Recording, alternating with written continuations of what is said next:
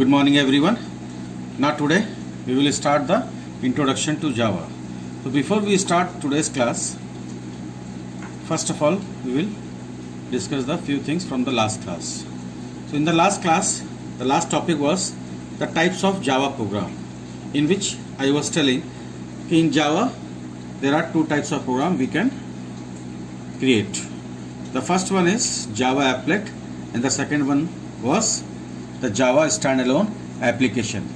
In the Java applet, for executing the Java applets we need a browser, and for executing the Java standalone application there is no need of any browser. So now in class 8th we are going to understand the concept of standalone application, which we will start very soon. So now let's start the introduction. Now before we go further, there are certain points which we need to remember. So the first point is Java is third generation object oriented programming language.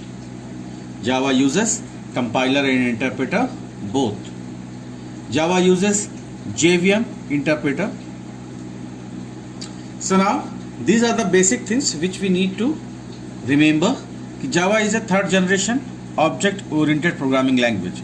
So again we will discuss about the object oriented programming language in which each and everything is totally depends on the object. And now it is also Java is also a third generation high level object oriented programming language.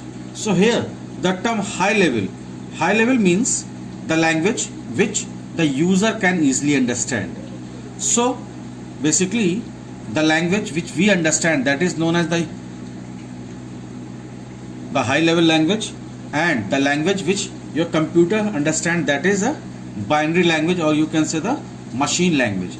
So the point is here how your computer understand your language which we write in a high level programming language. So there is a concept of translator actually, right? So what are translator? Basically the translators are the medium, and these mediums are used to convert high level programming language, means the high level language which the user writes in a simple regional language. Maybe it is Hindi, maybe English, maybe any other language which user knows. That is known as a high level programming language. And the translator, basically the translator converts the high level programming language, the high level language into the machine understandable form, that is known as binary language or the 0 and 1 form, right? So now the language which user understand is a high level language, and the language which computer understand, that is a binary, or you can say the machine understandable form, that is in the form of 0 and 1. So here the compiler and interpreter both. So initially I told you in the second point that Java uses compiler and interpreter both. So what do you mean by this compiler and interpreter? Basically this compiler and interpreter both are the part of translator. There is one more category under translator, that is assembler. So that we will discuss later. So here we need to focus on the compiler and interpreter. Java uses both things, the compiler as well as the interpreter. So basically these two are the type of translator. Basically the translator is used to convert high level language into the machine language and vice versa, right? Now, so the difference between the compiler and the interpreter is the compiler converts your high level program into the machine code at once, whereas interpreter do the same thing but line by line.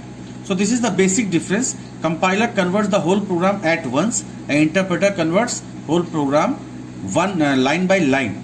That is why the compiler is fast in process and the interpreter is a slow process, but the compiler is a low reliable in comparison of interpreter, right? And these two concepts, both concepts we use in Java. Now here in Java we use the interpreter.